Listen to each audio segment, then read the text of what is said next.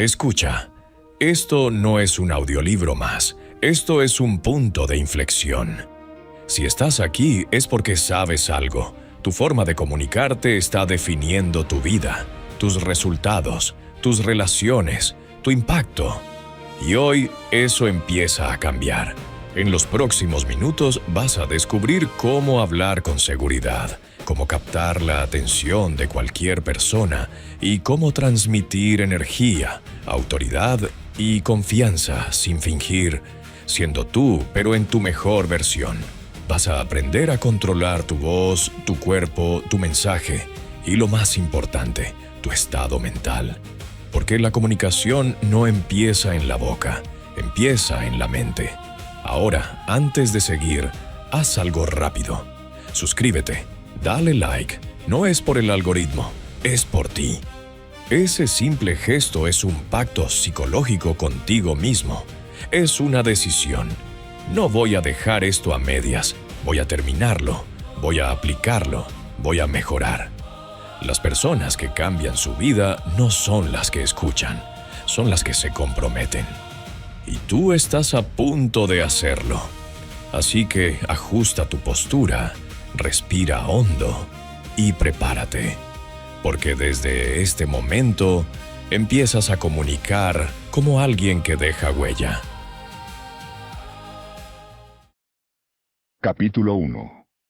Conceptos básicos de cómo hablar con autoridad y carisma. Os escuchan. Hoy estamos analizando unas transcripciones brutales.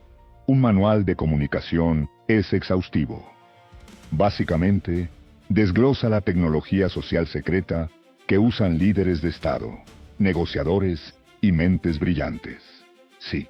Y desmitifica por completo eso de que el carisma es algo con lo que naces. O sea, siempre hemos creído que es una especie de magia negra. O lo tienes o no lo tienes. Es un sistema de mecanismos muy precisos que se pueden entrenar. Y el primer paso tangible para esta transformación, según las fuentes, es construir una base de acero para nuestras ideas. Claro, la arquitectura verbal me gusta mucho como lo plantea el texto. Antes de afinar la voz o ponerte a hacer gestos estudiados con las manos, la estructura de tu mensaje tiene que ser inquebrantable. Es como construir un palacio. Si tus vigas son de papel, se derrumba. Eso es. Y aquí es donde entra el uso estratégico de las palabras. El documento hace mucho hincapié en abandonar las palabras vacías. Explica cómo la gente común abusa de palabras débiles o súper repetitivas, y que esto proyecta, literalmente, dice una alarmante pobreza mental. Qué duro suena eso de pobreza mental. Suena duro, pero es la realidad de cómo nos percibe el cerebro del otro. O sea, si todo el rato dices, el pero, el ya, el es que, tu mensaje suena barato. Vale, vamos a desgranar esto. Si yo tengo ideas geniales, pero uso conectores adolescentes tipo me gusta, pero no tanto, igual deberíamos cambiarlo. ¿Qué está pasando ahí a nivel cognitivo? Pues que obligas a la persona que te escucha a hacer el trabajo sucio de descifrar a dónde quieres llegar, y ahí pierdes autoridad. El manual sugiere implementar conectores sofisticados, cosas como sin embargo, por ende, consecuentemente, o en virtud de lo cual. A ver, te freno ahí. Te lanzo una duda razonable que seguro que muchos están pensando. Si yo llego mañana a la oficina, a una reunión de marketing, y suelto un en virtud de lo cual, o un consecuentemente, te miran raro. Claro, van a pensar que me he tragado un diccionario victoriano. No corremos el riesgo de sonar superpedantes. Es una objeción muy típica, sí. Pero la clave no está en hablar así, en la máquina de café, contando tu fin de semana. Es el uso estratégico, es usar el conector preciso en un momento de tensión. Si estás defendiendo un presupuesto o un argumento importante, cambiar un simple, así que por lo tanto bien articulado, te otorga un peso brutal. Ostras, claro, le da gravedad al asunto. Y hay un truco oculto aquí. Estos conectores actúan como el cemento de secado rápido que decías antes. Como tienen 3 o 4 sílabas, te regalan unas décimas de segundo vitales a ti, al que habla, para procesar la siguiente idea sin que parezca que dudas. ¡Qué inteligente! O sea, diriges la orquesta mental del que escucha mientras tú ganas tiempo. Me encanta. ¿Y cómo ampliamos ese vocabulario? Porque el manual habla de 2 entrenamientos bastante exigentes. Sí, uno activo y pasivo. El activo es literal grabarte hablando 2 minutos, luego te escuchas, y vas a notar que repites mucho una palabra. Por ejemplo, bueno, todo te parece bueno. O el supertípico interesante. Eso es. Pues tu tarea es buscar 3 sinónimos de alto nivel. Excepcional, loable, sobresaliente. Y te fuerzas a usarlos en tu día a día. Y el pasivo es casi, no sé, cambiar tu estilo de vida, ¿no? Totalmente. Es sustituir tu dieta mental. Si consumes chismes y videos de 15 segundos todo el día, hablarás a trompicones. El texto sugiere leer literatura clásica o filosofía para absorber esa frecuencia de pensamiento por osmosis. Tu cerebro imita la sintaxis compleja de forma natural. Vale, entiendo. Tienes los ladrillos, tienes el cemento, tienes un palacio de palabras hermosas, pero claro, de nada sirve este palacio si los pasillos están llenos de escombros. Y aquí entramos en el exterminio de las sombras verbales. Las famosas muletillas, exacto. Los o sea bueno.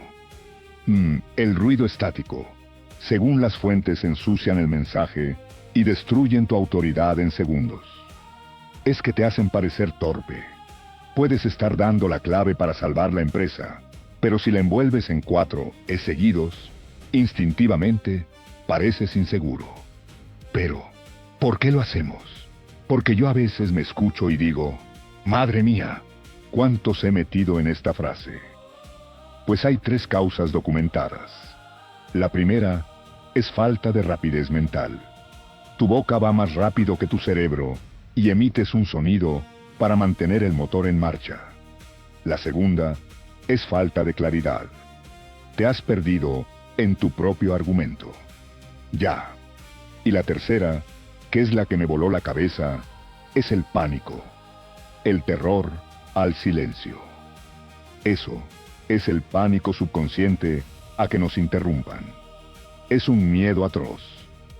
Evolutivamente, asociamos quedarnos callados con ceder nuestro turno en la tribu. Así que metemos ruido acústico constante para decir, sigo aquí, no he terminado. Pero a ver, aquí es donde se pone realmente interesante, pero también incómodo, quedarse en silencio absoluto, de repente, mientras piensas. Se siente súper antinatural al principio, ¿no te parece? Como si se te hubiera olvidado el guión. Se siente fatal por dentro, claro, pero el secreto es cómo se ve desde fuera.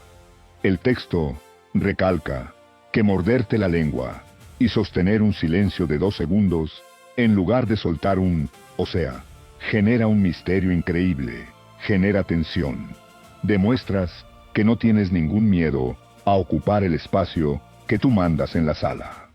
¡Ostras! ¡Qué potente! Y esto conecta directamente con lo que llaman la melodía del contraste. Ah, me encanta este concepto. ¿Verdad que sí? Es la idea de que si hablas siempre igual, eres ruido blanco. El contraste es usar la velocidad. Si das contexto o datos, hablas rápido, generas dinamismo. Pero cuando llegas a la lección principal, frenas. Eso es. Hablas súper lento. Metes pausas dramáticas. Dejas que el peso de la sabiduría caiga por su propia gravedad. El cerebro del otro hace un clic y dice, ojo, esto es importante. Exacto. Vale, ya tenemos las palabras limpias y estructuradas. Ahora, el análisis nos lleva al envase, ¿no? Al cuerpo, y a la voz. Porque si tu cuerpo dice lo contrario que tus palabras, no hay nada que hacer. La biología siempre gana a la gramática, y un error garrafal que menciona la fuente es la nota ascendente. Uf, esto lo hacemos muchísimo, terminar la frase en agudo. Sí, como si estuvieras haciendo una pregunta camuflada. Dices, creo que esta es la mejor estrategia, y subes el tono al final. Estás suplicando aprobación. Básicamente, estamos rogando validación, en plan, ¿te parece bien lo que acabo de decir? Exactamente. La autoridad absoluta reside en la nota grave y descendente. El ejemplo que ponen es buenísimo. James Bond. Es verdad. Bond jamás termina una frase pidiendo permiso. Lo ancla la realidad. Cae en gravedad y luego ponen el ejemplo real de Margaret Thatcher, que es fascinante. Su voz original la comparaban con un gato arañando una pizarra muy estridente. ¿Y qué hizo? Fingir la voz. No puedes fingir todo el rato. Entrenó sus cuerdas vocales, bajó sus registros hacia tonos más graves para inspirar respeto instintivo. Básicamente, tenemos que entrenar a nuestra voz para que deje de dibujar signos de interrogación invisibles y empiece a clavar puntos finales contundentes. Puntos finales contundentes. Me apunto eso. Y en cuanto a la postura, hablan del código de apertura vulnerable, que es súper contraintuitivo mucho, porque cuando estamos nerviosos, nuestro instinto animal es protegernos, ¿verdad? Cruzar los brazos, hundir el cuello, hacerte pequeñito, claro. Pero si haces eso, el sistema límbico de los demás detecta debilidad. Dice, este tiene miedo. Expresa fácil. El código te dice que hagas lo contrario. Exponer el cuello, abrir el pecho, comunicar físicamente que no hay miedo. Es decir, soy el depredador más fuerte aquí y no necesito protegerme.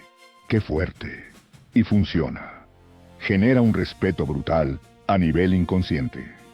Oye, ¿y el tema de las manos? ¿El secreto italiano que mencionan? Sí. No es gesticular a lo loco. Es usar las manos para dibujar el tiempo o la precisión. Como si estuvieras esculpiendo tus ideas en el aire. Y hay un gesto codificado, ¿verdad? El de los políticos de alto nivel. El pulgar apoyado. Fíjate que nunca señalan con el dedo índice directamente a la audiencia o al oponente.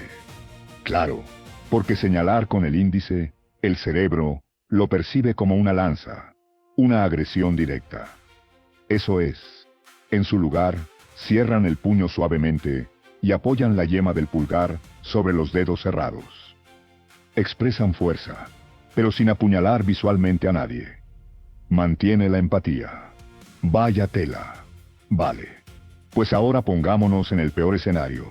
Porque a ver, comunicar de forma impecable, en un entorno controlado, donde todos te escuchan, es fácil. La prueba de fuego es cuando te atacan bajo presión. Eso es. Y ahí entra el concepto del aikido verbal, el escudo de la elegancia. Es que esta técnica vale oro. En el aikido, el arte marcial, nunca chocas contra la fuerza del ataque, pues verbalmente es igual. Si alguien te ataca en una reunión, el peor error es decir, estás equivocado. Porque ahí ya hay un muro, hay pelea de egos. Exacto. Lo que hace es usar la fuerza del oponente, validando su postura. Ojo, validando su postura, no dándole la razón en los hechos. A ver, ponme un ejemplo práctico. Si alguien te dice que tu plan es un desastre, tú respondes con calma. Entiendo perfectamente por qué llegas a esa conclusión viendo esos datos. Es una perspectiva fascinante. Sin embargo, analicémoslo desde este ángulo. Ostras, le desarmas por completo, le quitas el muro contra el que quería chocar. Efectivamente. Y luego está la gestión de interrupciones, la barrera de los 3 segundos. Esto es nivel Dios en comunicación. Ay, explícala porque está medio escalofrío, salerla. Imagínate que alguien te interrumpe de forma agresiva. El instinto es subir tu volumen para pisarle, ¿no? Claro. Pelear por el turno de palabra. Pues no. Lo que haces es detenerte en seco. Le mantienes el contacto visual, dejas que termine, y cuando termina, esperas 3 segundos exactos de silencio inquietante. Madre mía, 3 segundos en silencio mirándole. Eso es una eternidad. Es muchísima presión psicológica.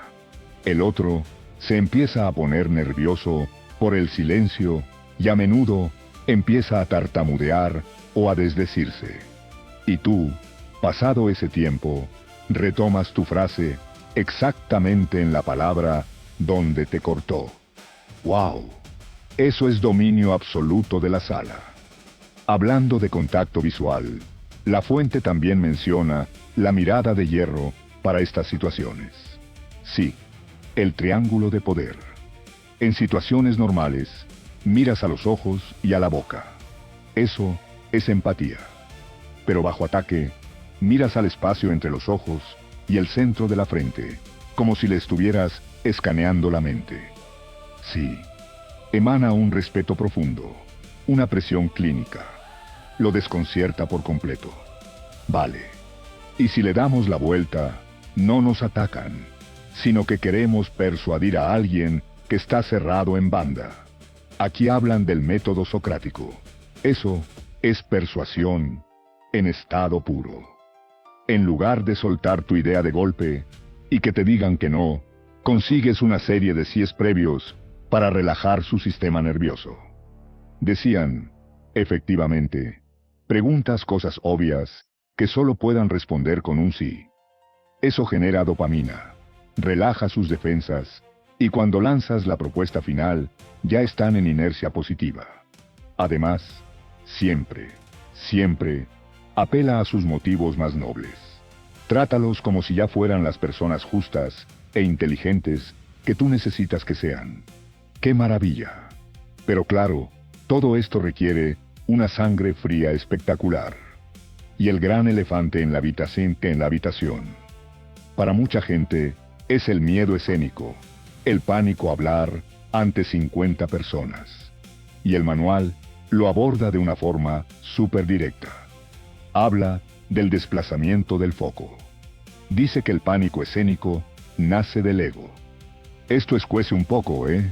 Decir que tener miedo escénico es de egocéntricos. Escuece, pero tiene todo el sentido.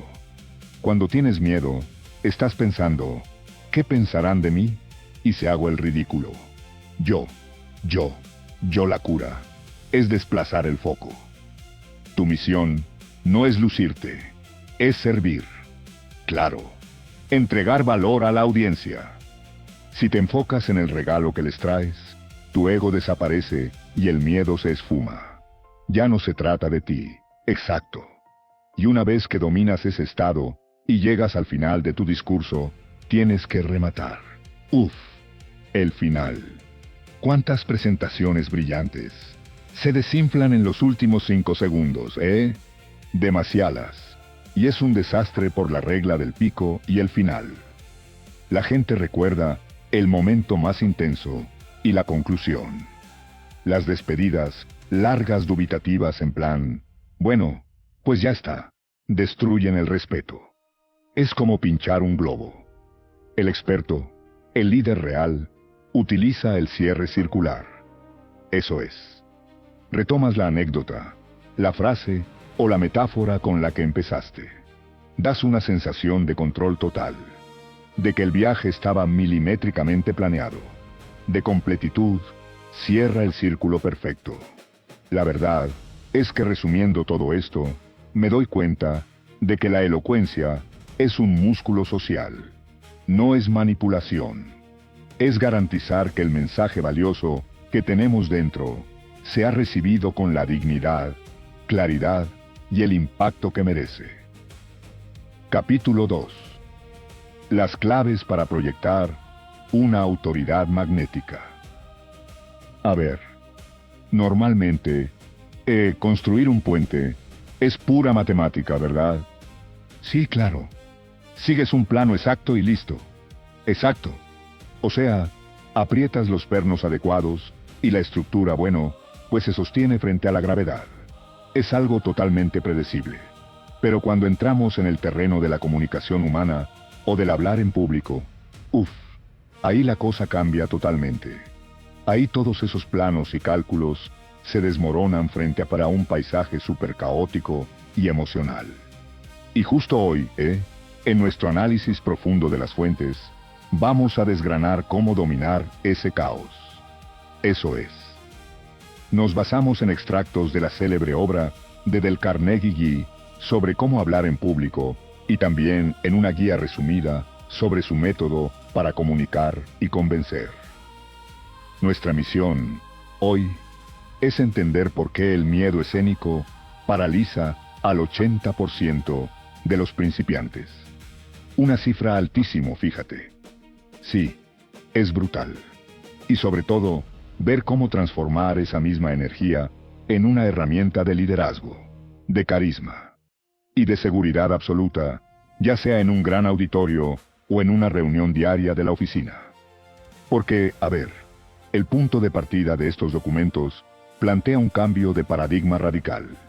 La comunicación, no se presenta como un don divino, no es algo reservado para unos pocos elegidos que nacen con ese talento. Claro, el típico mito de que el carisma es innato. Exacto. Lo definen como una técnica estructurada. O sea, cualquier persona puede aprender a proyectar su personalidad, pero claro, el primer paso indispensable es demoler las barreras que bloquean esa naturalidad. Sí. Y la barrera más imponente de todas es pánico escénico. El famoso track. El track. Resulta súper fascinante observar cómo abordan las fuentes ese pánico, porque no proponen fórmulas mágicas para eliminarlo, lo cual, bueno, probablemente sería imposible. Sí, claro, somos humanos, eso es, sino que explican su naturaleza fisiológica. O sea, el track nace de la ignorancia frente a una situación nueva, de esa incertidumbre.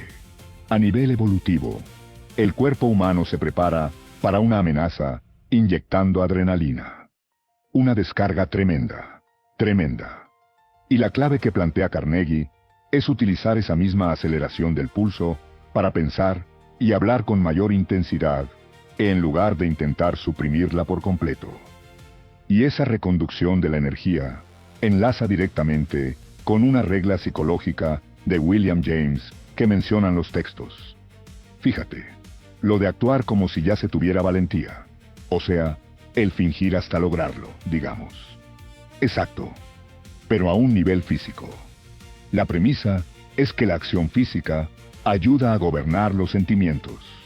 O sea, al modificar tu postura exterior, al ponerte derecho, respirar con profundidad, todo eso envía una señal al cerebro que altera la emoción interior. Ya le dices a tu cuerpo que todo está bajo control. Eso es.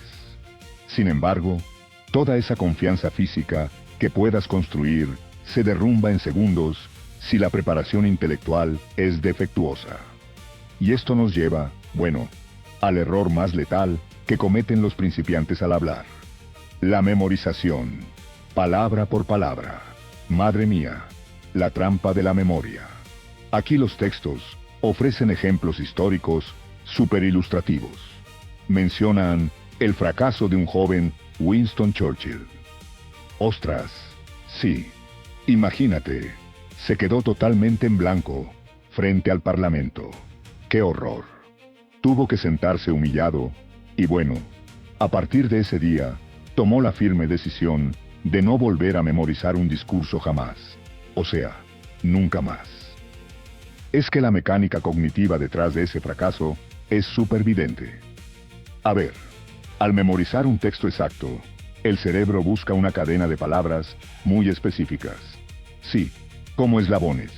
Claro, si olvidas un solo eslabón, todo el proceso de pensamiento se detiene en seco. Es un contraste fisiológico y mental brutal. Cuando alguien aprende un texto de memoria, en realidad, no está comunicando nada, Está leyendo de una pantalla invisible en su mente. Es un método súper fácil. Y para ilustrar la alternativa, los documentos relatan el éxito de un comentarista, H.B. Kaltenborn. Siendo estudiante en Harvard, se presentó un concurso de oratoria tras haber memorizado todo un texto, uno que se titulaba Señor es el Rey, ¿verdad? Ese mismo. Pues llegó al estrado, pronunció el título, y bueno, el vacío fue absoluto. Se le olvidó todo. Uf. El terror universal de cualquier persona que habla en público. Literal. Pero en lugar de rendirse, o intentar forzar el recuerdo de esa pantalla invisible que decías antes, improvisó. Empezó a contar la historia a su manera, centrándose solo en los conceptos, en las ideas subyacentes, y no en el texto que había escrito. Y ganó. Terminó ganando el primer premio. Fíjate, la conclusión de Carnegie es tajante. El esfuerzo mental tiene que enfocarse en estructurar conceptos, nunca en encadenar palabras. Yo siempre lo veo así. A ver, memorizar un texto exacto es como caminar por la cuerda floja, llevando puesta una camisa de fuerza. ¡Qué buena imagen! Si es que si un solo paso falla, la estructura colapsa. Y claro, no tienes libertad de movimiento en los brazos para recuperar el equilibrio. Estás vendido. ¿De dónde saca uno la estabilidad mental para no derrumbarse frente a un auditorio y hablar con verdadera confianza? Pues mira, la respuesta de Carnegie a esa incertidumbre se define como la reserva de poder. Reserva de poder. Sí, hablar con autoridad real implica saber 10 veces más de lo que vas a exponer. Esa profundidad abrumadora de conocimiento es la verdadera red de seguridad frente a cualquier imprevisto. O sea, podríamos compararlo con los amortiguadores de un vehículo todoterreno. El público va sentado en la cabina, experimenta un viaje ser suave y fluido, y es completamente ajeno a toda esa pesada maquinaria hidráulica que está debajo absorbiendo impactos brutales. Exacto.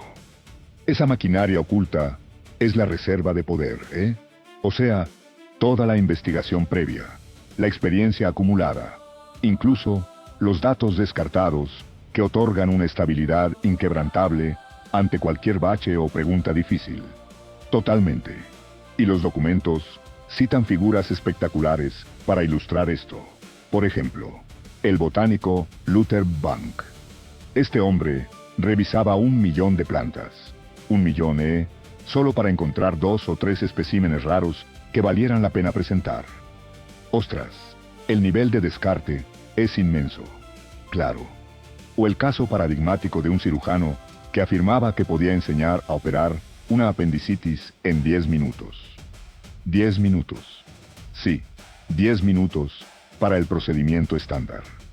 Pero, y aquí viene la clave, advertía que necesitaría 4 años enteros para enseñar qué hacer si algo salía mal durante esa operación. Claro, la reserva de poder te da esa capacidad de maniobra. Eso es. Pero ojo, que acumular datos no basta. El material advierte que ese conocimiento técnico debe traducirse a un formato que el cerebro asimile al instante. Porque fíjate en este dato, aparentemente, el 85% del conocimiento que el ser humano retiene entra por los ojos. 85%. Uf, lo cual nos obliga, básicamente, a hacer que las palabras se vean. Exacto. Los textos citan al filósofo Alain, subrayando la necesidad de evitar el estilo abstracto a toda costa. O sea, las frases deben estar llenas de cosas tangibles, Piedras, metales, sillas, mesas, animales, hombres y mujeres. La lógica neurológica detrás de esto es que los sustantivos concretos evitan el procesamiento abstracto y van directo a la corteza sensorial. Total, en lugar de hacer una narración plana, dicen que hay que dramatizar, o sea, recrear diálogos reales, traer nombres propios, colores, lugares.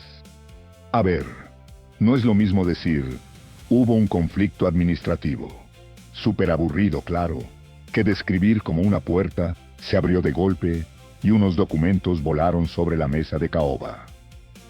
El cerebro humano está diseñado para procesar narrativas visuales, no hojas de cálculo leídas en voz alta. Totalmente de acuerdo. Aunque bueno, el problema de tener un dominio visual e intelectual increíble del tema es que puedes dar una charla impecable, preciosa, y que al final nadie mueva un dedo. Ya, que se quede en puro entretenimiento. Exacto. Para cruzar esa línea entre informar e incitar a la acción, los documentos señalan una estructura psicológica diseñada por Carnegie. La llaman la fórmula mágica. Ah, sí. Consta de 3 pasos muy rigurosos, pensados para captar una atención, que en los tiempos modernos, pues escasea muchísimo. Y el primer paso de esa fórmula es el incidente, ¿verdad? Eso es. Consiste en comenzar directamente con una experiencia personal superhíbrida, estableciendo el quién, el dónde y el cuándo desde el segundo cero. O sea, se eliminan todas las excusas iniciales, las introducciones teóricas eternas, o esa típica historia graciosa metida con calzador que no aporta nada al mensaje. Sí, la inmersión tiene que ser inmediata. Pero a ver, aquí yo me planteo algo como abogada del dime. ¿No resulta un poco egocéntrico empezar siempre hablando de una experiencia personal? Lo digo porque al fin y al cabo, el público asiste para aprender sobre un tema, no para escuchar tu biografía personal. Es una objeción muy buena. Sí, y a simple vista, el método parece súper contraintuitivo. Es verdad, pero la psicología que hay debajo revela un propósito diametralmente opuesto. Comenzar con una anécdota personal no busca alimentar el ego, sino exponer vulnerabilidad. Bajar las defensas. Eso es. Al relatar un incidente propio, especialmente si involucra un fracaso o un aprendizaje así repentino, humanizas la figura de quien está hablando. La audiencia deja de percibir un experto distante o superimponente y comienza a verte a un ser humano común y corriente. Claro, generas empatía al instante. Y esa empatía desarma las barreras críticas, hace que el resto del mensaje fluya sin tanta resistencia. Derribas el muro de escepticismo inicial, y una vez lograda esa conexión con el incidente, se avanza el paso 2, que es la acción. Y aquí los textos son sumamente estrictos, ¿eh? La petición tiene que ser súper específica y fácil de ejecutar. Nada de vaguedades, nada. Si le pides al público, no sé, apoya una causa caritativa.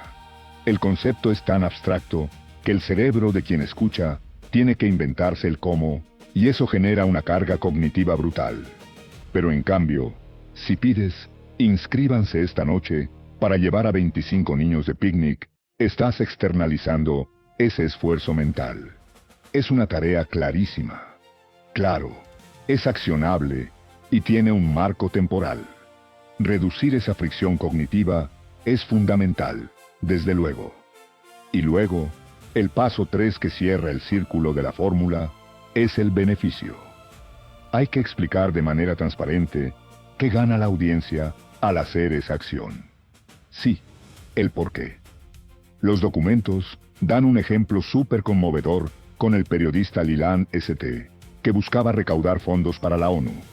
A ver, no recurrió a estadísticas globales sobre el hambre, porque eso satura, son números fríos. Exacto. Aplicó esta fórmula. Empezó relatando cómo en una Atenas devastada por la guerra, se encontró sosteniendo un único cacahuete frente a un niño hambriento. Uf, un impacto emocional directo con ese incidente. Total. A continuación, pidió la donación económica, que es la acción clara y directa. Y el beneficio que presentó fue el alivio moral, o sea, la garantía de que esa aportación salvaría una vida real, liberando al donante de esa impotencia abrumadora de tener solo un cacahuete para ofrecer. ¡Qué potente! Y lo más revelador es que esta estructura va mucho más allá de las causas humanitarias. El análisis muestra como campañas publicitarias, fíjate cómo las de las pilas Eveready en su momento calcan este formato.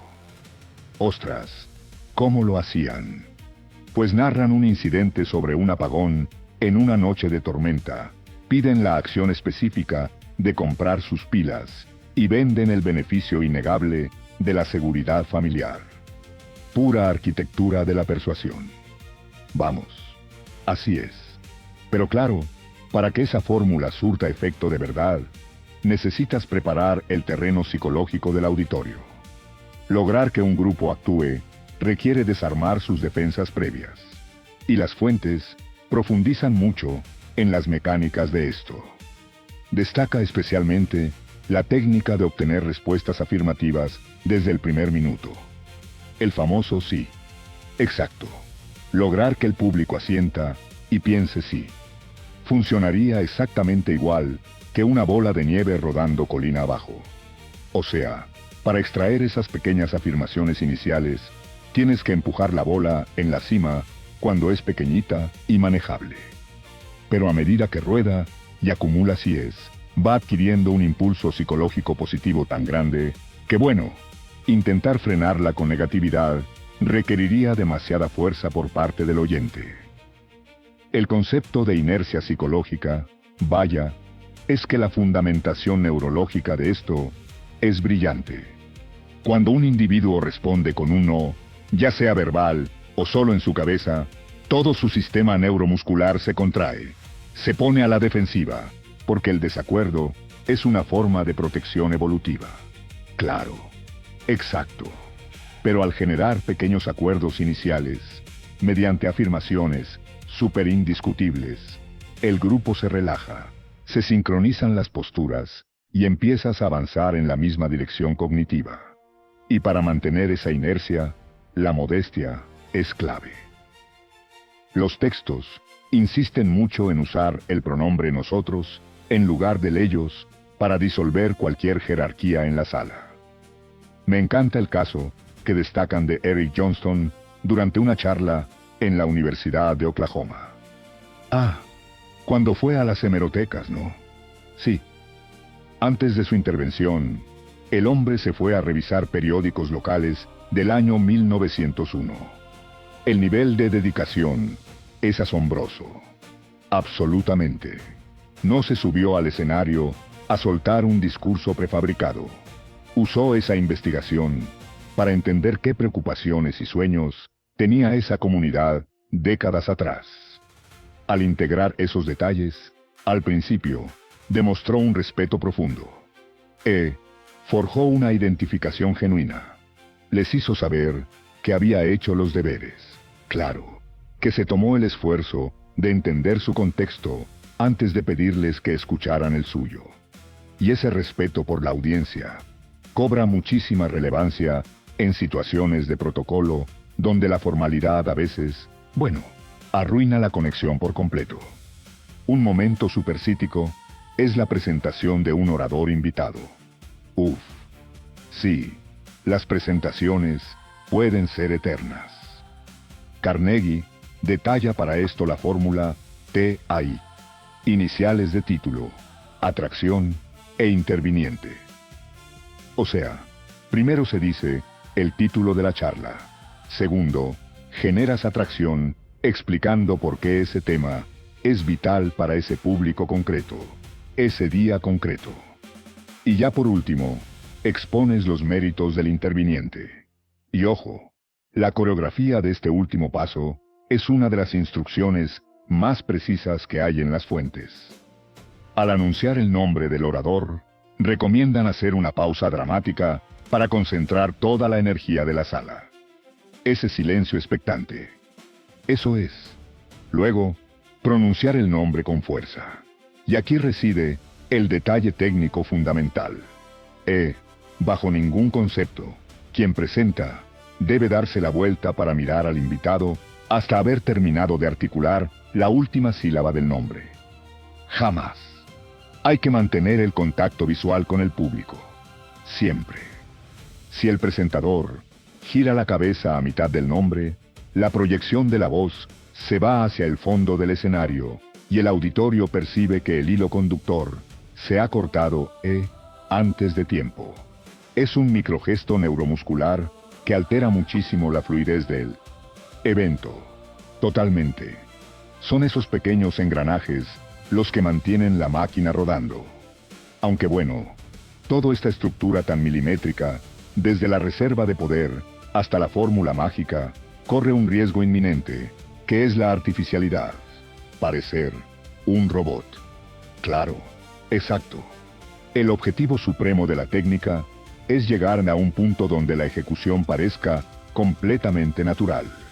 Romper el caparazón y alcanzar de verdad la espontaneidad es la gran paradoja de la oratoria.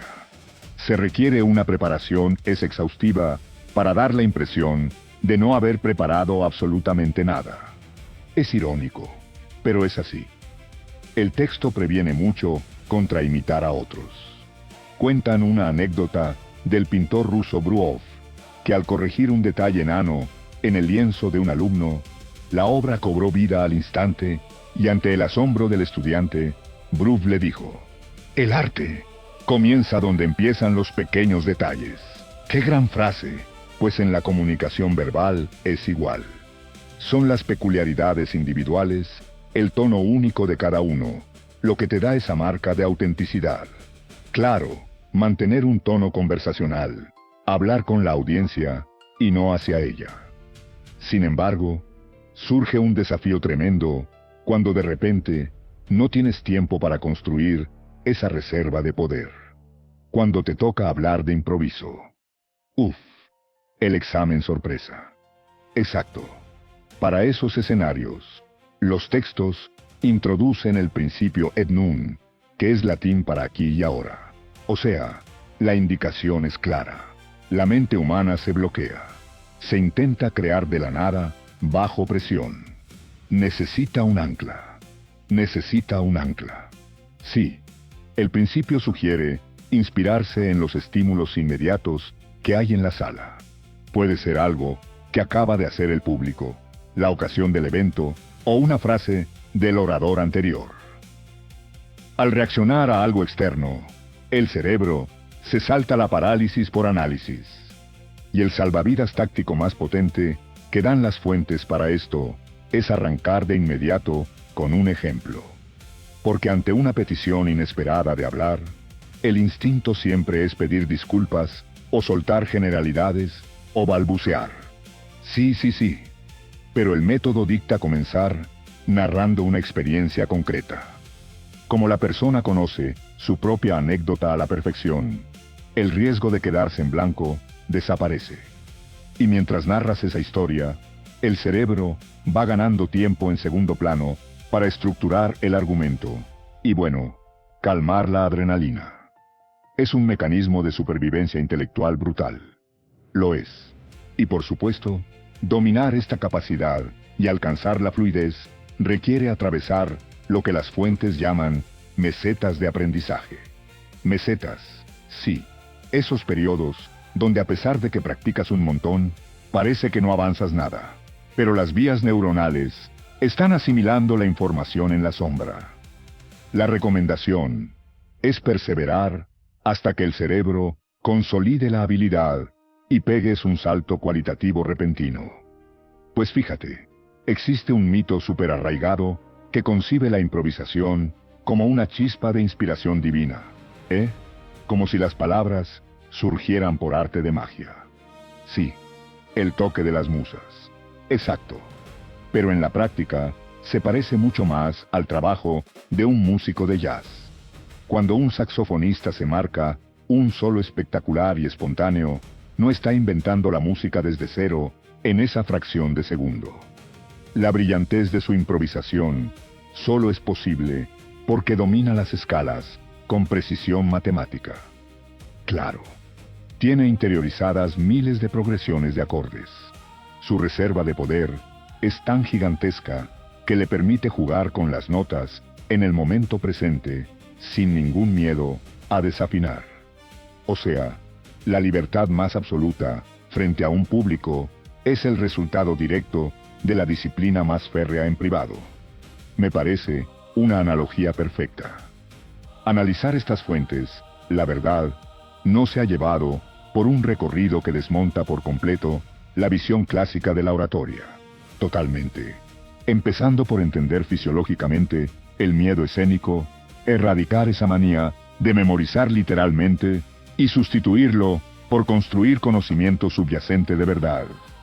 Y siguiendo por usar fórmulas estructuradas como el incidente, la acción y el beneficio, todo cimentado en una psicología que busca sus acuerdos iniciales y prioriza la conexión sobre la jerarquía para acabar desembocando, claro, en esa capacidad de responder al aquí y ahora con total autenticidad. Una última reflexión para quienes nos escuchan. Si aplicar toda esta claridad conceptual, estas fórmulas de empatía y esta reducción de la fricción cognitiva tiene un impacto tan brutal en un auditorio externo, es posible que aprender a comunicar de esta manera termine reconfigurando, sin darnos cuenta, nuestro propio diálogo interno. Interesante. Quizás, al estructurar nuestras ideas con tanta precisión para ofrecerlas al mundo, estemos en el fondo ordenando nuestra propia mente. Capítulo 3. Los fundamentales a aplicar para hablar correctamente. Imagínate esta escena que, bueno, seguro que a cualquiera le resulta familiar. Una sala de juntas o el típico evento de networking. Buf. Sí, con ese ruido de fondo constante, ¿no? Exacto. Decenas de conversaciones cruzadas, el ruido de las tazas de café, gente mirando el móvil de reojo y de pronto, alguien entra, toma la palabra y en el instante en que abre la boca, el ruido simplemente desaparece. Es una pasada. Como si esa persona hubiera, no sé, alterado la gravedad de la habitación. Totalmente. La atención es absoluta. Pero luego, en esa misma sala, pues igual, hay gente articulando ideas brillantes que son sistemáticamente ignoradas. Y claro, la pregunta que nos hacemos todos es, ¿por qué ocurre esto? Ya. Y la respuesta automática de la sociedad suele ser atribuirlo a un don místico. O sea, se habla del famoso carisma natural, como si fuera una especie de lotería genética que unos pocos afortunados ganan al nacer, ¿verdad? Eso es. Pero la realidad, y esto es precisamente lo que desmontan los análisis más serios, es que esa influencia magnética casi nunca es accidental. Y por eso, en nuestra inmersión profunda de hoy, vamos a deconstruir todo esto. Nos vamos a meter de lleno en un manual C extenso sobre el arte de la elocuencia y la elegancia verbal, que básicamente erradica la idea de la magia. Es que lo que tenemos sobre la mesa es literalmente la disección de una tecnología social pura y dura. Exeo, una serie de mecanismos biológicos y psicológicos que grandes líderes estrategas y diplomáticos han usado para hackear la percepción humana. Y nuestra misión hoy no es dar una lista de consejitos superficiales, sino extraer esas tácticas ocultas, darle a quienes nos escuchan unas herramientas quirúrgicas, por así decirlo, para proyectar una seguridad inquebrantable. Y para empezar a entender esos engranajes, el punto de partida no puede ser el lenguaje corporal ni el tono de voz, que es donde casi todo el mundo se centra curiosamente. Claro, y es un error. La base operativa, digamos, los cimientos de cualquier comunicador potente, está en la arquitectura estructural de lo que dice las palabras, o sea, las palabras como materiales de construcción. Eso es, si los materiales son endebles, pues el edificio cognitivo se derrumba. Me encanta esa metáfora de la construcción, porque la investigación hace mucho hincapié en los conectores lógicos. Los compara con vigas de acero frente a andamios de madera podrida. Es muy gráfico. Sí, piensa en el conector, pero alguien puede tener una propuesta de negocio impecable y decir, la idea es muy buena, pero creo que deberíamos revisarla. Ese pero es como un virus informático. Totalmente. Borra de un plumazo el valor de la primera parte de la frase. A nivel neurológico, el cerebro procesa el pero como una señal de anulación. Ya. Y la alternativa que propone el manual es cambiar esos conectores débiles por estructuras más robustas, como sin embargo o en virtud de lo cual. Claro. Y no se trata de sonar como un académico del siglo XIX usando vocabulario arcaico. Se trata de operar en una frecuencia de pensamiento superior, donde esa precisión elimina la ambigüedad. Aunque aquí surge un debate interesante porque, a ver, la literatura compleja o filosofía ayuda a absorber vocabulario, eso es evidente, pero el entrenamiento activo que proponen, madre mía, es incómodo, ¿eh? Incomodísimo lo de grabarse en una conversación espontánea y luego escucharse para cazar las palabras repetitivas, es un espejo acústico brutal. Sí. Y fíjate, yo hago una lectura más fisiológica de esto. Esas muletillas, el típico, o sea, el sabes, para mí son como impurezas dentro de un diamante, ¿no? Reducen el valor, y además, son el síntoma de un cerebro que entra en pánico ante el vacío. Efectivamente, es una reacción de supervivencia superbásica. A nivel evolutivo, el silencio en un grupo social podía significar que te habían excluido, o peor, que había un depredador acechando. ¡Ostras! Claro. Así que emitimos ruidos de relleno para señalar algo como, oye, sigo aquí, no he terminado, miradme. El problema es que el área de Broca, la parte del cerebro que produce el lenguaje, a veces va más lenta que el pensamiento. Ah, claro, la muletilla es el sonido del procesador saturado. Exacto. Pero claro, si seguimos esa lógica, la solución no es pensar más rápido, sino ralentizar el tiempo. Y aquí entramos en la famosa regla de los 2 segundos. ¡Qué maravilla de regla! Consiste en que cuando alguien te termina de hablar, en lugar de saltar corriendo a responder para rellenar el hueco, dejas que pasen 2 segundos exactos de silencio. Pero claro, mi duda es, ¿no parece que uno es un poco lento mentalmente si tarda 2 segundos en contestar? Pues curiosamente, la percepción es justo la contraria. Siempre que sostengas ese silencio con calma. Claro, la inmediatez constante proyecta reactividad, ansiedad, como si estuvieras desesperado por agradar. Exacto. O simplemente esperando tu turno para hablar sin escuchar de verdad. Pero sostener ese vacío proyecta una reflexión profunda. Quien no le teme al silencio demuestra un estatus muy superior, porque no necesita justificar su presencia con ruido. Me parece brutal. Y oye, esa capacidad de ocupar el espacio acústico sin miedo nos sirve de puente perfecto para el siguiente nivel. La geometría del poder físico. Eso es porque toda esa estructura de acero de la que hablábamos necesita un envase físico. De nada sirve hablar perfecto si tu cuerpo está enviando señales de socorro.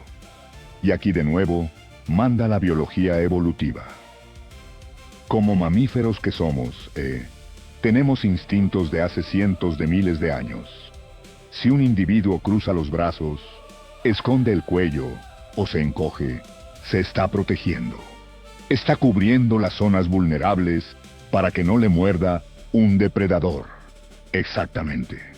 Y aunque hoy el depredador sea, no sé, una junta de accionistas o una audiencia crítica, la respuesta de nuestro sistema nervioso es la misma. O sea, el código secreto es subvertir ese instinto, mostrar el cuello despejado, el pecho abierto. Al hacer esto, te saltas la parte racional del interlocutor y le envías un mensaje directo a su amígdala, a su central de alarma. Sí, le dices, soy poderoso y estoy a salvo. Pero, ¿qué pasa con las manos? Porque no pueden estar quietas, pero tampoco moviéndose como un molino. A ver, las manos amplifican ese mensaje de dominancia tranquila. El manual cita la gesticulación italiana. Por ejemplo, los dedos deben dibujar lo que dices. Si hablas de tiempo, dibujas una línea. Si hablas de precisión, juntas los dedos. Claro, no es mover por mover, no. Tiene un propósito. Y fíjate en un gesto muy codificado en la alta política para evitar activar amenazas. Nunca apuntar con el dedo índice. Señalar de frente. Claro, visualmente es como si apuntaras con un cañón. Es un acto de agresión total. El cerebro del otro se pone a la defensiva al instante. La alternativa de la diplomacia es apoyar suavemente el pulgar sobre el dedo índice doblado con la mano cerrada. Así lo he visto un montón en políticos. Te permite marcar el ritmo y enfatizar con rotundidad, pero sin hostilidad. Autoridad sin agresión me cuadra mucho, pero donde sí veo un poco de fricción es con la mirada, especialmente con el concepto del triángulo de poder. Ah, sí, el triángulo de poder tiene mucha amiga. Sí, porque, a ver, el triángulo social normal es mirar a los ojos y a la boca, crea, cercanía. Pero el triángulo de poder dice que hay que mirar al espacio entre los ojos y el centro de la frente. Y yo pienso, en una reunión de trabajo normal, ¿no es súper incómodo clavarle la mirada en la frente a alguien?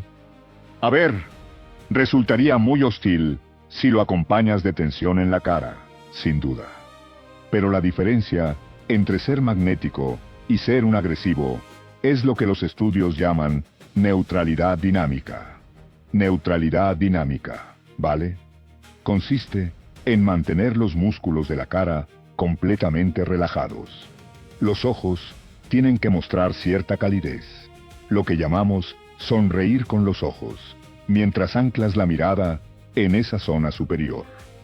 O sea, la calidez desactiva la amenaza, pero el ángulo mantiene la presión. Le dices al otro, te respeto, pero tengo el control y no me intimidas. Efectivamente. Y bueno, una vez que tenemos las palabras y el cuerpo alineados, nos falta el vehículo final, la vibración acústica en sí, el instrumento vocal. Este punto me parece revelador, porque explica una epidemia absoluta hoy en día, que es terminar las frases con un tono agudo o ascendente. Uf, sí, el famoso es que es la diferencia entre afirmar, los resultados demuestran nuestro crecimiento bajando el tono, o decir los resultados demuestran nuestro crecimiento subiendo el tono como si fuera una pregunta. Y biológicamente, esto es un error fatal. Y la mecánica detrás de esto es fascinante. Cuando alguien siente ansiedad social o busca aprobación, su estrés sube. Eso tensa físicamente la laringe. Las cuerdas vocales se estiran y vibran más rápido, y sale ese tono agudo. Exacto. Y en la naturaleza, los tonos agudos son indicadores universales de sumisión, vulnerabilidad o un grito de auxilio. Madre mía. O sea, que sin darte cuenta, al subir el tono, estás rogando validación. Estás diciendo, ¿estás de acuerdo? ¿Me dejas seguir hablando? Literalmente. Por eso la autoridad habita en las frecuencias bajas. El manual lo llama el efecto James Bond. Terminar con una nota grave y descendente. Eso ancla la afirmación en la realidad. Transmite una solidez que el cerebro asocia inmediatamente con liderazgo. El caso de Margaret Thatcher es de manual para esto. La dama de hierro. Sí, al principio de su carrera tenía una voz muy estridente y aguda, y el público lo procesaba como nerviosismo. Así que se sometió a un entrenamiento brutal para bajar su registro, apoyando la voz en el diafragma. Rediseñó su acústica por completo. Y, junto al tono también está el ritmo, la ley del contraste rítmico. Claro, la monotonía apaga el cerebro del oyente. Por eso dicen que hay que hablar rápido para explicar contextos o datos técnicos, y luego frenar en seco, meter pausas largas antes de la idea principal. Esa ralentización hace que el cerebro segregue dopamina, anticipando lo que vas a decir. Pero claro, hasta aquí todo esto funciona en un entorno ideal, en un laboratorio, digamos claro, pero en la vida real hay interrupciones, hay hostilidad. Exacto. La verdadera prueba de fuego es el conflicto.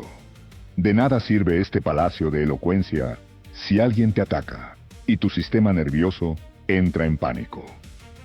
Y aquí es donde entra la aikido verbal. Me encanta el concepto, porque nuestro instinto primario, cuando alguien nos lleva a la contraria, es el choque frontal. No te equivocas. Y usar la palabra equivocado dispara el cortisol del otro de inmediato. Se levanta el ego y se acabó la lógica. Es una lucha territorial. Por eso, el aikido verbal propone no chocar jamás, validar primero, decir algo como, es una perspectiva fascinante, y entiendo por qué llegas a esa conclusión, y luego, rediriges. Evitas la barrera del ego. Oye, y otra maniobra que, requiere nervios de acero, es la barrera de los 3 segundos. Ante una interrupción agresiva. Sí, estás hablando. Alguien te corta alzando la voz, y el impulso natural es hablar más alto. Pero la técnica dice que debes callarte al instante, mirar con una calma inquietante a esa persona, dejar que termine. Eso es. Y cuando termina, esperar 3 puñeteros segundos de silencio absoluto, y entonces retomar la frase exactamente donde te cortó. Yo lo veo como ignorar una ráfaga de viento. Si no le das volumen, le quitas el poder al atacante. Lo ahoga. Sí. Pero mi duda es, ¿cómo haces esto sin parecer un arrogante de manual? Pues aquí entra la psicología de la persuasión, o lo que las fuentes llaman la ingeniería del deseo invisible. Suena a ciencia ficción, pero se basa en apelar a los motivos nobles del otro, o sea, tratarles mejor de lo que se están portando. Eso es. Durante el conflicto, el otro espera que le trates como un adversario, pero tú le proyectas una etiqueta idealizada, le dices, sé que eres una persona que valora la integridad y el beneficio del equipo. ¡Ostras! Y al hacer eso públicamente, su ego siente la presión de estar a la altura de esa etiqueta. Nadie quiere quedar como un villano después de que le llames íntegro. Exactamente. Bajan sus defensas, y esto conecta muy bien con el método socrático en las negociaciones. Lo de conseguir una escalera de respuestas afirmativas. Conseguir muchos sí es. Sí. Al guiar a alguien para que diga sí, varias veces su biología se desestresa, se reduce la tensión muscular y se predispone a aceptar tu propuesta. Y supongo que incluso si el que se equivoca eres tú, esta elocuencia también te salva, ¿no? Totalmente. Justificarse o balbucear destruye tu autoridad. Admitir el error rápido y con términos de alto valor es clave. Es decir, ese punto requiere una recalibración inmediata. El estatus no se pierde por equivocarse, sino por no saber gestionarlo. ¡Qué bueno! Pues hemos escalado desde la palabra suelta hasta el conflicto. Pero nos falta el reto supremo, ¿no? Hablar ante las masas. El famoso miedo escénico, que es biológicamente casi igual al miedo y a la muerte para muchas personas.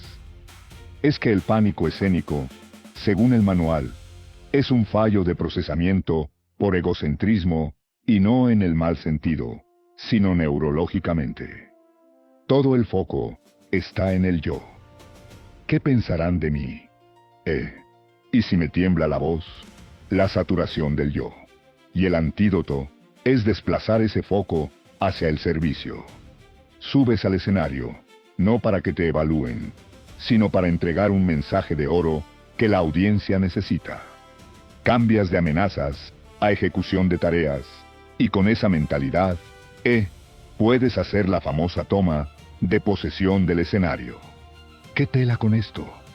Es súper contraintuitivo. Sí, la gente suele subir y empezar a hablar corriendo, casi pidiendo perdón. Mientras que la técnica dice que debes plantarte en el centro y sostener un silencio absoluto de 5 segundos, repartiendo alguna sonrisa leve antes de emitir el primer sonido. 5 segundos ahí arriba deben ser eternos. Se pueden cortar con un cuchillo, pero esa tensión es la transferencia de poder.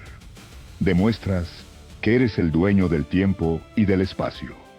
Y luego, en lugar de mirar a la masa borrosa, la técnica de la conversación individual, hablarle a una sola persona, terminar la frase, hacer pausa y mirar a otra. Creas una intimidad brutal. Cada persona siente que le estás hablando solo a ella. Es una coreografía fascinante. Y todo esto para llegar al cierre, claro, respetando la regla del pico y el final. Porque cerrar con un, bueno, pues eso es todo. Es un sabotaje en toda regla. Diluye toda la autoridad. Claro, la audiencia recuerda el momento de más intensidad y el final. Por eso el manual propone el cierre circular. Retomar la misma imagen o anécdota del principio da esa sensación de genialidad, de que todo estaba milimétricamente calculado. Y si te fijas en todo el recorrido que hemos hecho, queda clarísimo que la elocuencia es preparación pura y dura. No es improvisación, es un músculo social. Hemos visto la arquitectura de las palabras, la geometría de un cuerpo seguro, la gravedad del tono de voz, el aikido verbal y cómo liderar un escenario.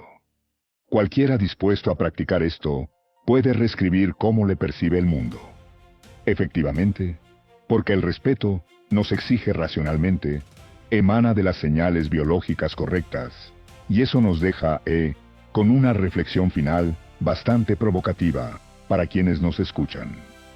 Si esta comunicación elocuente es básicamente un código que hackea las defensas biológicas del otro, desde su ritmo cardíaco hasta su ego, es un poder enorme. ¿Lo es? Entonces, ¿cuál es la responsabilidad ética que adquirimos en el momento en que descubrimos cómo ejercer esa influencia invisible sobre los demás? Capítulo 4. Las 15 claves de Dale Carnegie para persuadir. Normalmente, cuando hablamos de una habilidad técnica, o de resolver un problema médico, existe una expectativa de precisión matemática. O sea, si alguien se rompe un brazo, la radiografía muestra una línea blanca irregular en el hueso y el especialista simplemente señala la placa y dictamina cuál es exactamente el problema. Claro, es una respuesta limpia, puramente binaria, ¿verdad?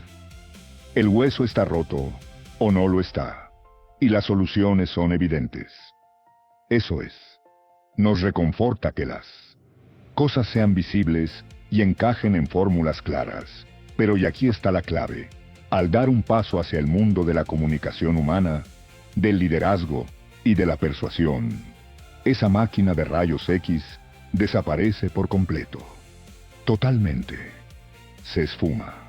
De repente, nos encontramos mirando un panorama superturbio, sin indicadores luminosos que miran el carisma o esa capacidad brutal de inspirar a una sala llena de gente.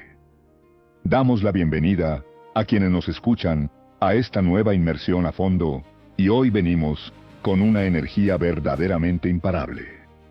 Así es, porque carecemos de un escáner que muestre por qué una persona captura la atención inmediata de un auditorio, mientras que otra, con el mismo nivel intelectual o técnico, provoca un aburrimiento letal a los 5 minutos.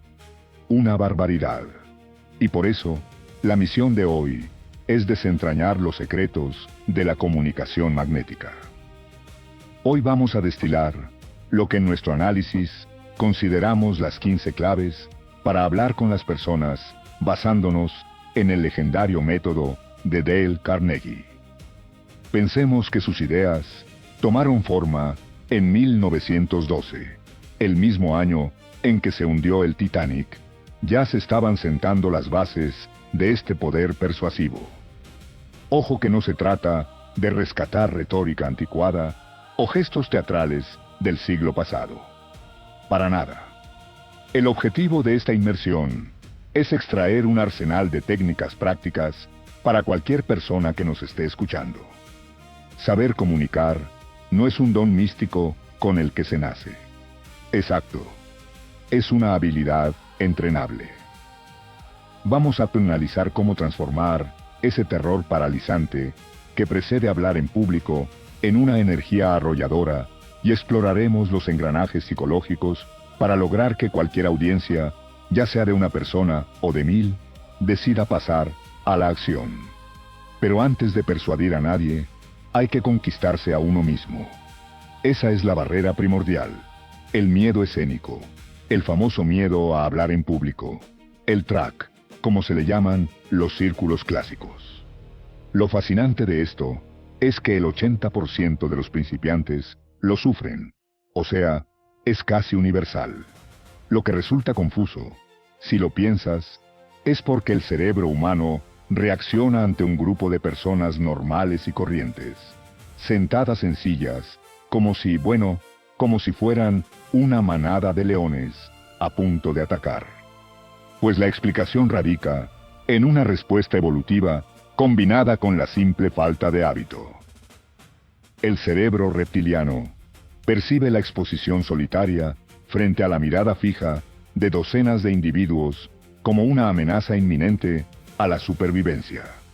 Claro, el cuerpo se prepara para luchar o huir. Exacto. Las manos sudan, el estómago se contrae, el ritmo cardíaco se dispara. Pero, y aquí viene lo potente, los textos se introducen una herramienta fascinante para desactivar esta alarma biológica. Se basa en la regla de oro del psicólogo William James. Vale, vamos a desgranar esto con calma, porque la idea de poder apagar un instinto de supervivencia a voluntad, o sea, con un interruptor, parece desafiar el sentido común. A ver, William James postuló que solemos creer que la emoción produce la acción física. No siento miedo, y por tanto tiemblo. Lógico. Pero en realidad, los procesos neurológicos indican que van de la mano. Al regular la acción física, que sí está bajo nuestro control directo y consciente, es posible alterar la emoción que suele ser incontrolable.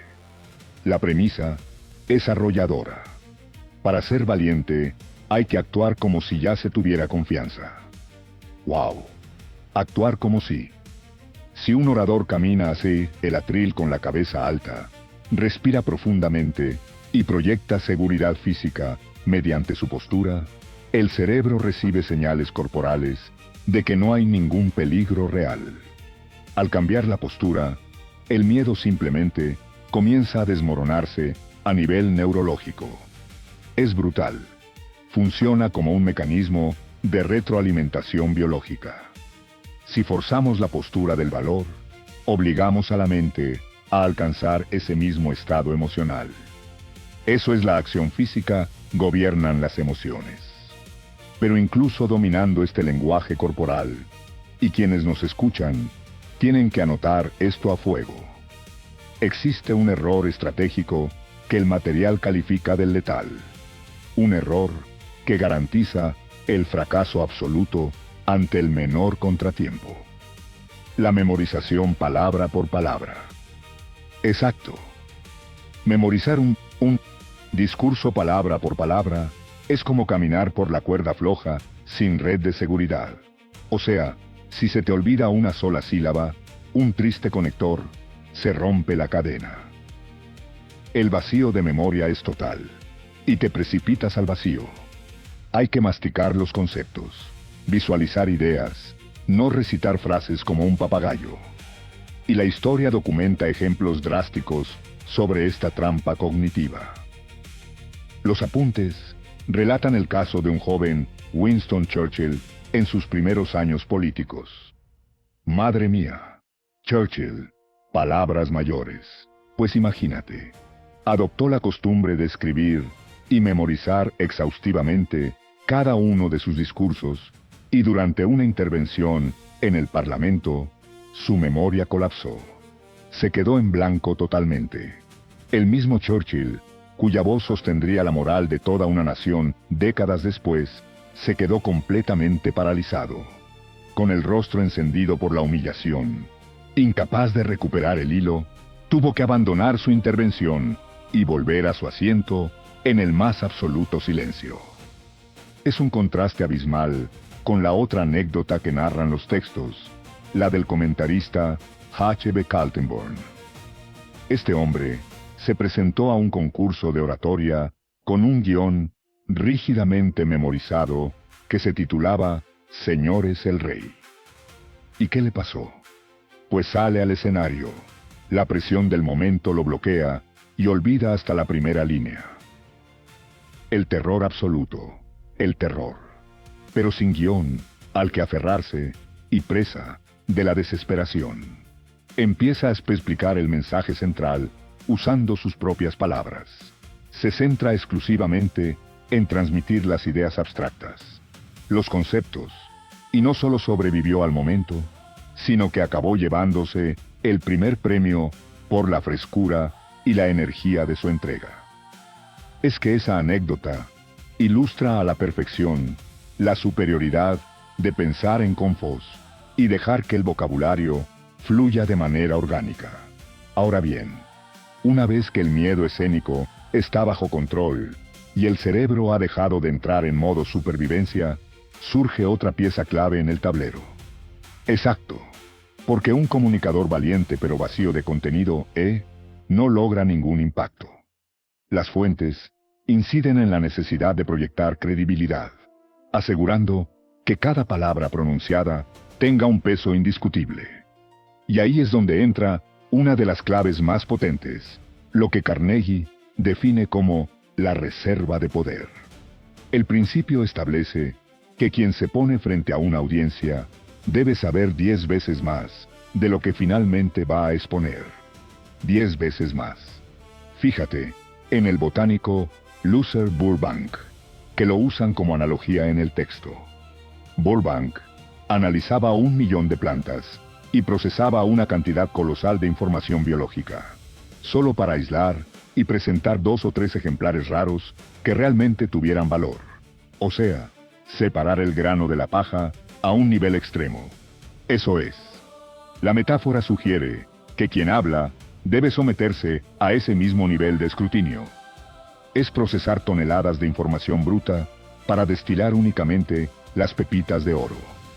Esa masa oculta de conocimiento es la que otorga una estabilidad inquebrantable a las ideas presentadas.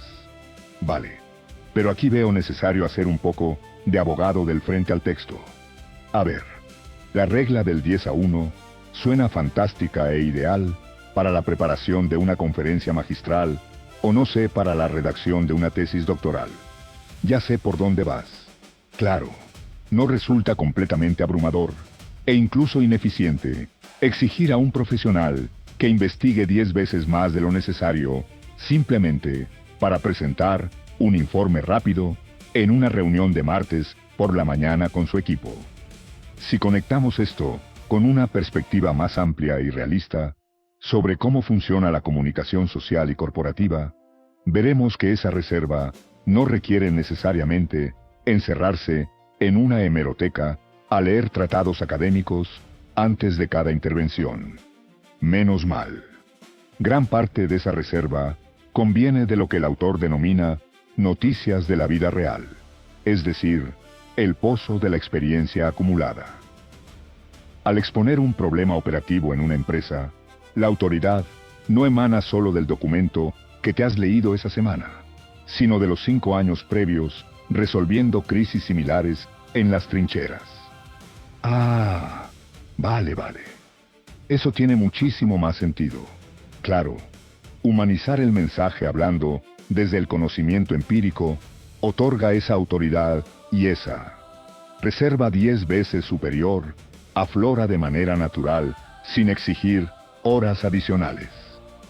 La reserva no es acumulación de datos crudos, sino experiencia destilada. Me encanta. Y eso enlaza directamente con la forma de empaquetar esa experiencia para el público, porque los apuntes arrojan un dato neurológico abrumador. El 85% del conocimiento humano entra por los ojos. 85%. Esto significa que el lenguaje abstracto, o sea, el que está repleto de jerga técnica, es cognitivamente pesadísimo y muy difícil de retener. Totalmente ineficaz. En lugar de utilizar términos sombríos o aburridos como optimizaciones estructurales a largo plazo, el material subraya la obligación de pintar la mente del público. Hay que emplear palabras concretas que la mente pueda dibujar de inmediato. Piedras, sillas, un reloj, una manzana. Porque el cerebro humano decodifica las imágenes mucho más rápido que las abstracciones. Y por ese motivo, el método incide profundamente en la técnica de la dramatización. Esa es otra clave brutal. Relatar un conjunto de hechos no tiene el mismo impacto biológico que recrear una escena frente a los ojos del oyente. Utilizar el diálogo directo es la herramienta definitiva para lograr esta inmersión. O sea, recrear la escena en lugar de simplemente contarla. Exacto. Decir el proveedor se negó a aceptar el trato es simplemente informar. Es aburrido. Pero decir el proveedor de un golpe seco en la mesa cruzó los brazos y gritó: «Jamás firmaremos ese acuerdo». ¡Wow! Eso es dramatizar. Esa técnica transforma a quienes escuchan de receptores pasivos a testigos presenciales de la historia. Te mete de lleno. Tiene su atención secuestrada de inmediato. Lograr que la audiencia viva la escena es un salto cualitativo enorme. Tenemos su atención. Se han pintado imágenes vívidas en sus mentes, y la credibilidad es sólida. Pero, y aquí es donde la cosa se pone realmente interesante. El objetivo final de liderar una conversación casi nunca es meramente entretener. Claro que no. Es empujar a los demás a tomar una decisión, a ejecutar una acción concreta, ya sea comprar, aprobar un proyecto o cambiar de actitud. Y los documentos revelan una estructura conocida como la fórmula mágica de 3 pasos. Una fórmula tan efectiva para sentarse las barreras lúgicas que, fíjate, sigue sosteniendo los cimientos de la publicidad moderna hoy en día. Es una coreografía de persuasión. Vamos a desglosarla. A ver, el primer paso de esta fórmula es el incidente.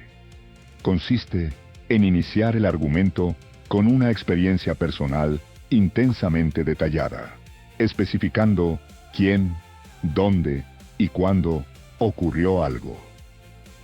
¿Y por qué funciona esto a nivel cerebral?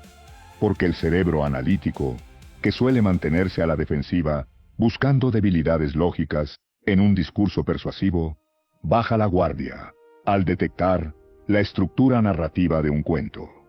La mente se relaja y se deja llevar por el hilo del relato sin oponer resistencia. Te cuentan una historia y te relajas. Y una vez que el relato ha capturado esa atención sin despertar alarmas, entra en juego el segundo paso, la acción. La petición que se hace al público debe ser milimétricamente específica y, sobre todo, facilísima de ejecutar. Mínima fricción. Exacto. La psicología humana rechaza de pleno el esfuerzo monumental. O sea, en lugar de pedir un compromiso abrumador como necesitamos cambiar toda la cultura de la empresa, la fórmula indica pedir algo como: necesito que aprobemos este presupuesto piloto hoy antes de las 5 de la tarde. Se busca generar, como dices, una fricción mínima. Y el tercer paso es el que cierra el arco persuasivo: el beneficio. Resulta imprescindible vincular esa acción minúscula con una ganancia directa, tangible y casi egoísta para quienes están escuchando. ¿Qué hay para mí en todo esto? Eso es. El incidente proporciona el gancho emocional que desactiva las defensas. La acción marca una ruta de muy baja resistencia y el beneficio inyecta el combustible necesario para dar el paso definitivo. ¡Qué potente! Sin embargo, ojo con esto. El texto advierte que toda esta precisión estructural choca irremediablemente contra un muro biológico si no se tiene en cuenta la psicología de la persuasión basada en investigaciones de figuras como Walter D. Scott y el profesor Harry Overstreet. Se refieren a la activación del sistema neuromuscular defensivo. Esto me voló la cabeza cuando lo leí. Es que el mecanismo es fascinante. Cuando un ser humano escucha una afirmación que choca frontalmente con sus propias convicciones o valores, el rechazo no es solo intelectual, o sea, es profundamente físico. Las glándulas secretan hormonas de estrés, las pupilas se dilatan, la respiración se acorta y los músculos se tensan sutilmente. Nos ponemos en modo combate sin darnos cuenta. Así es. Si quien habla comienza destacando las diferencias o lanzando un argumento directamente polémico, levanta de inmediato unas barreras neuromusculares que impiden que el mensaje sea asimilado. Se cierra el telón. Exacto. Y la solución táctica a este fenómeno biológico es aplicar la técnica del sí, comenzar de forma amistosa y lograr que el público diga sí desde el principio. Es como el efecto dominó, o como engrasar un tobogán antes de tirarte. Si el comunicador consigue empujar suavemente las primeras fichas con acuerdos iniciales puramente inofensivos, está creando una inercia de validación constante.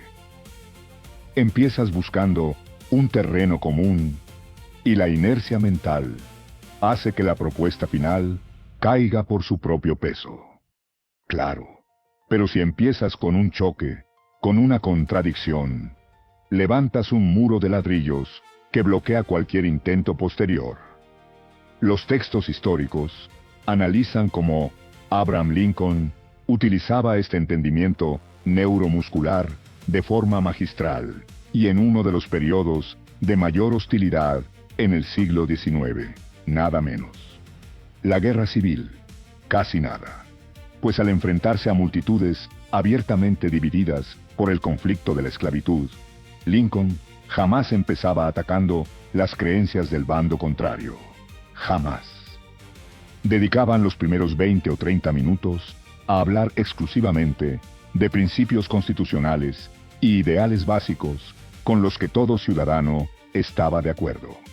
Buscaba el sí incesantemente, totalmente. Solo cuando había logrado relajar físicamente la tensión muscular de la multitud, estableciendo una cadena ininterrumpida de validaciones internas, introducía con suma cautela los argumentos centrales de su plataforma. Es entender el cuerpo para dominar la mente. Y hasta aquí este audiolibro. Si has llegado hasta el final, ya has hecho algo que la mayoría no hace: terminar lo que empieza. Y eso ya dice mucho de ti. Ahora tienes dos opciones: cerrar este vídeo y seguir igual, o aplicar aunque sea una sola clave desde hoy y empezar a notar el cambio en cómo hablas, cómo te perciben y cómo impactas en los demás. Gracias de verdad por dedicar este tiempo a mejorar, porque cuando mejoras tu comunicación, mejoras tu vida. Si este contenido te ha aportado valor, te invito a dar el siguiente paso. Suscríbete a Fábrica de Ideas, dale like al video y forma parte de una comunidad que no se conforma. Aquí no vienes solo a consumir contenido, vienes a crecer, a pensar mejor y a comunicar como alguien que deja huella. Nos vemos en el siguiente.